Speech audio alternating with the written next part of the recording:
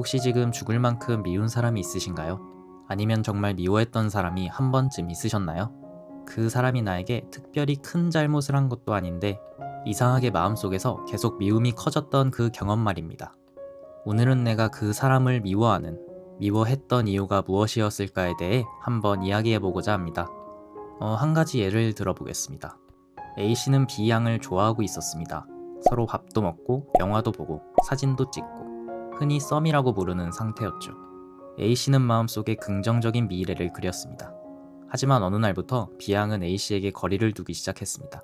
이전과 달라진 연락의 텀, 말투 등에서 A씨는 말로 표현할 수 없는 미묘한 변화들을 느꼈죠. 두 사람의 관계는 결국 거기서 끝이 났습니다. 처음에 A씨는 스스로를 자책했습니다. 내가 좀 더 적극적으로 다가갔다면 결과가 바뀌었을까 하는 생각이 들었죠. 그렇게 스스로를 탓하다가 어느 시점부터는 상대인 B양을 미워하기 시작했습니다. 사실 상대 입장에서는 A씨가 마음에 들 수도 안 들 수도 있잖아요. 그리고 어쩌면 A씨가 몰랐던 어떤 상황이 있었을 수도 있습니다. 하지만 A씨는 한동안 감정에 앞서서 상대를 미워하기도 했습니다. 아마 자신을 미워하기보단 상대를 미워하면서 스스로를 위로하고 싶었던 거겠죠. 앞서 사랑을 예로 들었지만 모든 인간관계가 똑같은 것 같아요. 사람과 사람 사이에는 관계가 필연적으로 발생합니다.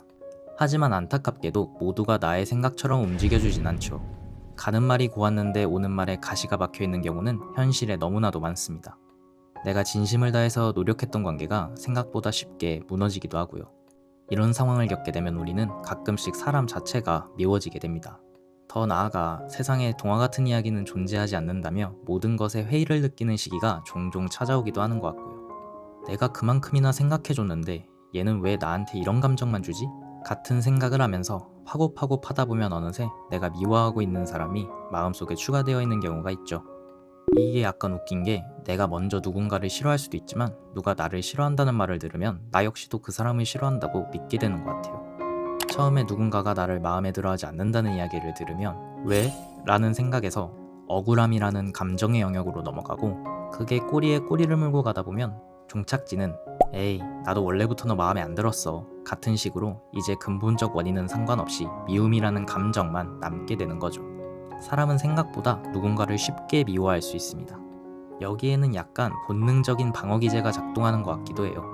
사실 누군가가 나를 미워한다고 생각하면 가장 처음 느끼는 건 두려움 같거든요. 무리 생활 속에서 원만한 사회적 관계를 잃는다는 두려움이요. 그러다가 나도 똑같이 상대를 미워하기로 판단하면서 두려움을 상대에게도 전가하며 해소하고자 하는 거죠. 하지만 이건 오로지 감정의 영역이라고 본다면 이제 이성적으로도 이 문제를 판단해 볼 수 있을 것 같습니다. 보통의 경우 사람들은 처음에는 커진 감정에 이성적인 생각을 하지 못하는 경우가 많습니다. 순간적으로 감정에 지배돼서 나중에 후회할 일을 종종 하는 경우가 있잖아요. 하지만 시간이 지나고 감정이 어느 정도 거치고 나면 우리는 이성적으로 사안에 대해 판단할 수 있는 힘이 생기죠. 사실 정상적인 사람들 사이의 관계에서는 보통 그 누구도 잘못을 하지 않은 경우가 많습니다. 서로 각자의 상황이 달랐던 것뿐이죠. 내가 판단하고 행동할 자유가 있는 것처럼 상대방도 판단하고 행동할 자유가 있는 거니까요. 우리가 다른 사람의 마음을 통제할 수 없다는 것은 사실 우리가 제일 잘 알고 있는 사실이기도 하죠. 얼마 전에 한 스님이 말씀하시는 것을 본 적이 있습니다. 화가가 두 장의 종이에 완전히 똑같은 그림을 그리는 방법은 아무것도 그리지 않는 것이라고 하시더라고요. 우리는 그 누구와도 상대를 향해 내가 그려놓은 그림과 모든 면이 똑같은 그림을 그린 사람을 절대로 만날 수 없습니다. 우리는 계속 변하기도 하는 존재니까요. 상대를 우리가 생각하는 그림으로 고정해놓고 그 그림에 맞춰서 통제하려고 든다면 우리는 답답함을 느낄 수밖에 없을 겁니다. 당연히 그런 건 누구도 해낼 수 없으니까요. 그러니 그저 상대방을 있는 그대로 인정해주고 그게 무엇이든 최대한 받아들이려는 노력을 하는 것이 우리가 할 수 있는 것이지 않을까 생각해봅니다. 시간이 지나며 변하는 것들을 그저 받아들일 수 있으면 좋겠습니다. 나도 변하고 그 사람도 변하는 건 당연한 일이니까요. 결국 우리가 누군가를 미워하는 이유는 우리가 상대방을 통제할 수 없다고 느낄 때, 내 기대만큼 상대방이 행동해주지 않을 때 느끼는 것이기 때문이죠. 하지만 감정이 걷어지고 이성이 그 자리에 들어올 때가 되면 우리는 생각보다 그 일이 별거 아니었다는 생각을 하게 될 겁니다. 뭐가 그리 샘이 났길래 그토록 휘몰아 쳤는가 노래 가사 중에 그런 것도 있잖아요. 결국 다 하나의 추억이 되고 배움이 되는 삶의 이벤트들이니 너무 미워하지 않으셨으면 좋겠습니다. 종종 관계의 마지막이 그동안의 모든 기억을 일그러뜨리기도 합니다. 가까웠던 사람과 관계가 좋지 않게 끝나는 경우에 우리는 그 사람과 관련된 모든 기억을 부정적으로 여기기 시작하죠. 대표적으로 헤어진 연인들이 사귈 때의 기억들을 좋지 않았던 경험으로 치부해버리는 경우를 꼽을 수 있을 것 같은데요.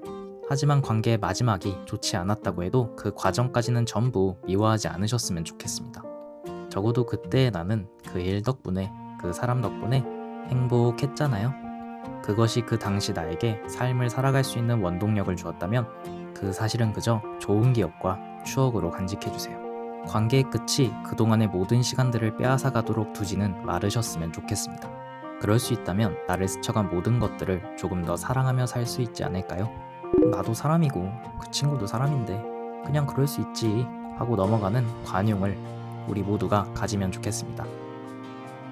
이 글귀는 제가 예전에 스레드를 보다가 이 글귀 참 좋다 하고 캡처해놨던 글귀인데요.